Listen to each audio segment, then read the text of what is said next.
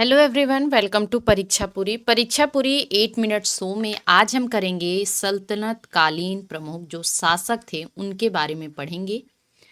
कौन सा वंश कब से कब तक रहा और उसमें कौन कौन प्रमुख शासक हुए उनके बारे में, और उनका कार्यकाल कब तक का था वो भी हम देखेंगे। ठीक है, तो चलिए शुरू करते हैं। सबसे पहले है गुलाम वंश। गुलाम वंश कब से कब तक? 1206 से 1290 तक, यानी कि कितने वर्षों तक? 84 ईयर्स तक इन्होंने शासन किया था। ये इसलिए लिखा जा रहा है कि कभी कभी हमसे क्रम पूछा जाता है कि कौन सा वंश सबसे अधिक वर्षों तक शासक किया है, या तो ये पूछा जाता है कि किसका शासन कब से कब तक था। तो गुलाम वंश का शासक 1206 से 1290 ईस्वी तक था और इन्होंने 84 वर्षों तक शासन किया था। इनके प्रमुख शासकों को देखेंगे। सबसे पहले आते हैं कुतुबुद्दीन ऐबक। ठीक है, गुलाम वंश के संस्थापक। इनका जो शासनकाल था वो 1206 से 1210 ईस्वी तक था। फिर आते हैं आराम शाह। कुतुबुद्दीन ऐबक के बाद आराम शाह। इनका जो शासनकाल था वो 1210 से 1210, यानी कि इन्होंने ज़्यादा वर्षों तक शासन नहीं किया था। ठीक है, फिर आते हैं सुल्तान इल्तुतमिश। इनका नाम आप लोगों ने बहुत सुना होगा। इनका जो शासनकाल था वो 1210 से 1236 ईस्वी तक था। फिर आते हैं कौन? रुकनुद्दीन फिरोज शाह, 1236 से 1236, यानी कि इनका भी शासनकाल ज़्यादा वर्षों तक नहीं था। फिर आती हैं रजिया सुल्तान। इनका नाम आपने बहुत बार सुना होगा। इनका जो कार्यकाल था वो 1236 से 1240 ईस्वी तक। फिर आते हैं मुइनुद्दीन बहराम शाह। इनका वर्ष जो था वो 1240 से 1240 तक। ठीक है, अब बात आती है अलाउद्दीन मसूद शाह की बात। इन्होंने जो शासन किया वो 1242 ईस्वी से 1246 ईस्वी तक शासन किया था। नासिरुद्दीन महमूद। इनका जो शासनकाल था वो 1246 से कब तक था? 1266 ईस्वी तक था। फिर आते हैं बलबन, गयासुद्दीन बलबन। इनका शासनकाल 1266 ईस्वी से 1287 ईस्वी तक था। कैकुबाद। इनका जो शासनकाल था वो 1287 से 1290 ईस्वी था। और जो लास्ट शासक थे गुलाम वंश के, उनका नाम था समुजुद्दीन क्यूमर्स। इनका जो शासनकाल था वो 1290 ईस्वी तक। फिर आते हैं 1290 से 1320 तक के पे। 1290 से 1320 ईस्वी तक किसने शासन किया था? वो थे खिलजी वंश। ठीक है, खिलजी वंश था जो 1290 से 1320, और इनका शासनकाल कितने वर्षों तक? 30 वर्षों तक। ठीक है, इन्होंने 30 वर्षों तक शासन किया था। सबसे पहले थे जलालुद्दीन फिरोज शाह खिलजी, जिनका जो शासनकाल था वो 1290 से 1296 तक था। फिर आते हैं अलाउद्दीन खिलजी। इनको आप लोग भली भांति जानते होंगे, और इनका जो शासनकाल था वो था 1296 से 1316 ईस्वी तक। ठीक है, अलाउद्दीन खिलजी के बाद कुतुबुद्दीन मुबारक खिलजी। इनका जो शासनकाल था 1316 से 1320 तक था।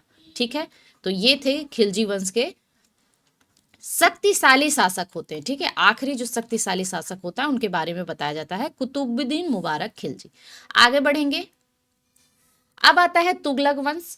तुगलक वंश का जो शासन था वो 1320 से 1414 ईस्वी तक, और इन्होंने कितने वर्षों तक शासन किया? तो इनका शासन वर्ष था 94 ईयर्स, यानी कि 94 वर्षों तक इन्होंने शासन किया था, और सबसे अधिक वर्षों तक इन्होंने ही शासन किया था। ठीक है, तुगलक वंश। तो क्रम पूछा जाता है, लास्ट में मैं आपको क्रम भी बताऊंगी।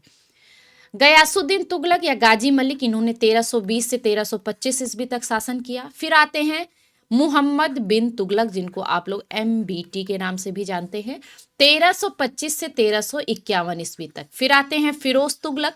इन्होंने 1351 से 1388 ईस्वी तक शासन किया। फिर आते हैं गयासुद्दीन तुगलक द्वितीय। ठीक है, इनका शासनकाल था 1388 से 1389 ईस्वी तक।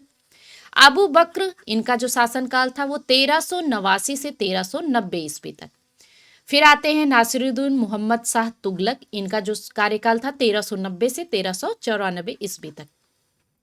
फिर आते हैं अलाउद्दीन सिकंदर शाह। इनका शासनकाल था 1394 ईस्वी। ठीक है, नासिरुद्दीन महमूद शाह, इनका शासनकाल 1394 से 1412 ईस्वी तक। ठीक है, अब बात आती है अगले सैयद वंश की, सैयद वंश का शासन 1414 से 1451 तक था और इनका जो वर्ष था, इन्होंने 37 वर्षों तक जो है वो शासन किया था। ठीक है, 37 वर्षों तक।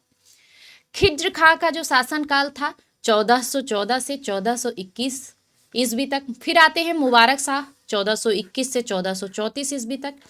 फिर आते हैं मोहम्मद शाह 1434 से 1445 ईस्वी तक। अलाउद्दीन आलम शाह, इनका शासनकाल 1445 से 1451 तक। ठीक है, अब आते हैं लोदी वंश। लोदी वंश ने कितने वर्षों तक शासन किया? 1451 से 1526 तक। और कितने वर्षों तक? 75 वर्षों तक इन्होंने शासन किया था। बहलोल लोदी का शासनकाल 1451 से 1489 था। सिकंदर लोदी का शासनकाल 1479, 89 नहीं 89, ठीक है, 89, 1489 से 1517 ईस्वी तक। और इब्राहिम लोदी जो थे, इनका शासनकाल 1517 से 1526 ईस्वी तक था। तो ये थे सल्तनत कालीन जो प्रमुख शासनकाल थे और जो प्रमुख शासक थे, उनके बारे में मैंने जानकारी दी। ठीक है, इनका क्रम क्या रहेगा अब हम देखेंगे। क्रम क्या रहेगा? तो सबसे पहले कौन? गुलाम वंश। ठीक है, कौन आएगा? गुलाम वंश। गुलाम वंश। फिर कौन? गुलाम वंश के बाद खिलजी वंश। खिलजी वंश के बाद तुगलक वंश। तुगलक के बाद कौन आएगा? सैयद वंश आएगा। फिर कौन आएगा? फिर आएगा लोदी वंश। ठीक है, ये तो हो गया क्रम। मैंने बताया भी सबका कि ये 1206 से 1290। ठीक है, खिलजी वंश 1290 से 1320, 1320 से 1414, 1414 से 1451 और 14 से 51 से 1526। ठीक है, बात करें कि सबसे अधिक शासन, तो मैंने बताया कभी कभी ये क्रम पूछा जाता है कि सबसे अधिक वर्षों तक शासन, यानी कि आपको घटता क्रम बताना है। ठीक है, आरोही क्रम में अवरोही क्रम में बताना है। अवरोही यानी कि सबसे ज्यादा किसने किया, उसके बाद तो सबसे ज्यादा तुगलक वंश 94 वर्षों तक किया था। फिर किया था गुलाम वंश। फिर किसने किया था? गुलाम वंश। गुलाम वंश के बाद कौन सा था? लोदी वंश। लोदी वंश के बाद कौन था? लोदी वंश के बाद था सैयद वंश। और सैयद वंश के बाद कौन था? खिलजी वंश। ठीक है, खिलजी वंश, यानी कि सबसे अधिक शासन जो तुगलक ने किया था, तुगलक वंश ने, और सबसे कम खिलजी वंश ने। ठीक है, इनका जो शासनकाल था 94 वर्ष था तुगलक का। गुलाम का था 84 वर्ष, गुलाम वंश का। लोदी वंश का था 75 वर्ष का शासनकाल। सैयद वंश का था 37 वर्ष का।